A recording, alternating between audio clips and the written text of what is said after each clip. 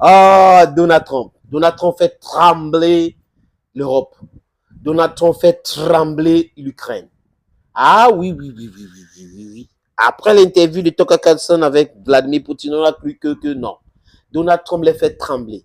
Il était en Caroline du Sud pour sa campagne il y a quelques heures.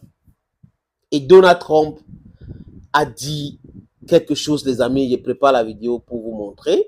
Et Donald Trump a dit quelque chose qui a fait peur à nos amis otaniennes. Je vous suggère de l'écouter. Je suis allé là-bas et j'ai fait un discours et j'ai dit « vous devez payer ».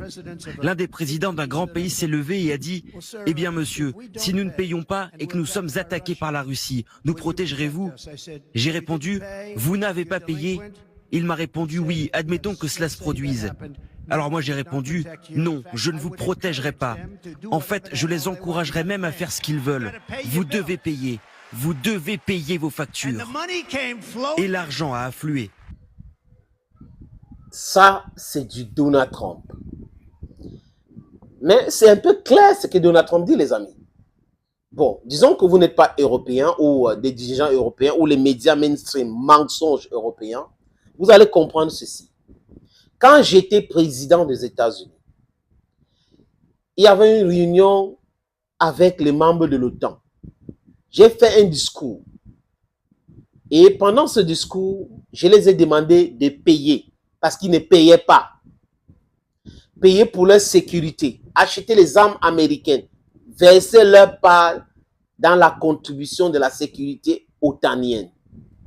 Et il y a un grand dirigeant d'un pays de l'OTAN et européen qui m'a posé la question à savoir, Monsieur le Président, si on ne paye pas, qu'allez-vous faire? Est-ce que si on est attaqué par la Russie, vous allez nous soutenir? Il a demandé à ce grand président d'un grand pays européen, est-ce que vous avez payé? Il a dit non. Il dit, ok, comme vous n'avez pas payé, nous ne pouvons pas vous défendre. Si la Russie vous attaque, nous allons les laisser vous attaquer, nous allons les encourager même de vous attaquer. Et ils ont commencé à payer. Donc voilà un négociateur, c'est un homme d'affaires.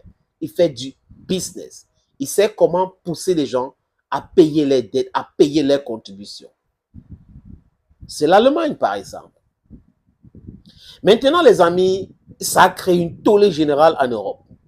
Si vous tombez sur une chaîne de télévision européenne aujourd'hui, ils sont en train de faire du Donald Trump bashing.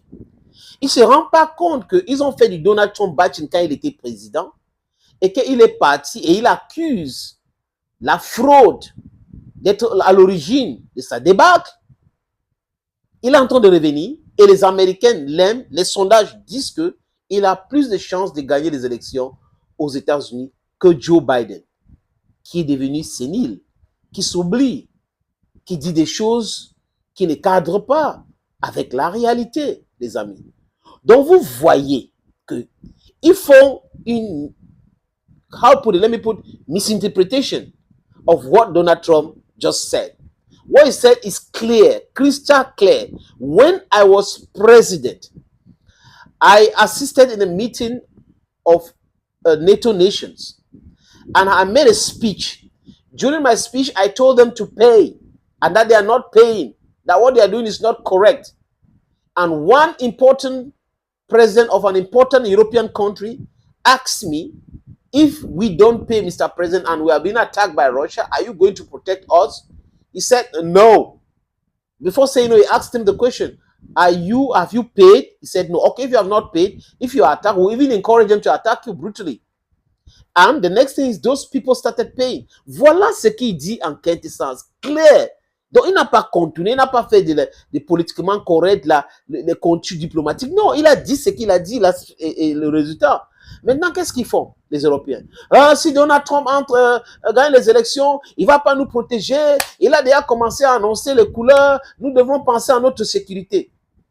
Donc, vous voyez que les Européens qui font du bruit là, on va protéger l'Afrique, on va faire ceci, on va faire ceci. Eux-mêmes, ils ont peur. Ils n'ont pas leur propre protection, les amis. et non pas leur propre protection. Leur protection, c'est de venir nous créer le problème de l'insécurité, nous diviser pour mieux nous piller. C'est de ça qu'il est question. Et ils pensent que nous ne sommes pas au courant. You're making a big mistake. We know all what you are doing. We know your manipulations. That's the sole reason why today we think it's high time most Africans come together to fight against imperialism,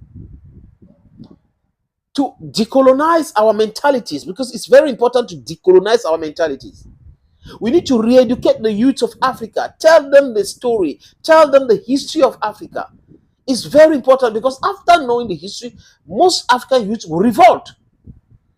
Because the problem is Europeans use their main media to distill fake information, to work our mindsets, and then make us not think as proper human beings. La France, par exemple, finance ses médias à l'auteur de 1 milliard d'euros. Et ces médias français ont pour travail, les amis, de maintenir le peuple africain toujours dans le sous-développement. Les raconter du fake, biaiser l'histoire, avoir les experts, surtout certains enfants d'Afrique qui racontent de bouba sur les plateaux de cette télévision-là. Et ça travaille la mentalité des gens. À force de répéter, parce qu'ils ont les distributeurs des chaînes, c'est eux. Donc, ils choisissent ce qu'il faut passer. Maintenant, s'il y a des chaînes même qui disent le contraire, ils refusent de mettre cette chaîne-là dans leur bouquet.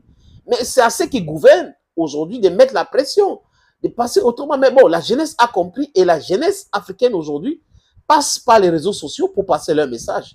Et it's widely heard. The West is suffering today because of the awareness of Africans. Il faut quelqu'un comme ça, du pragmatisme dans la politique.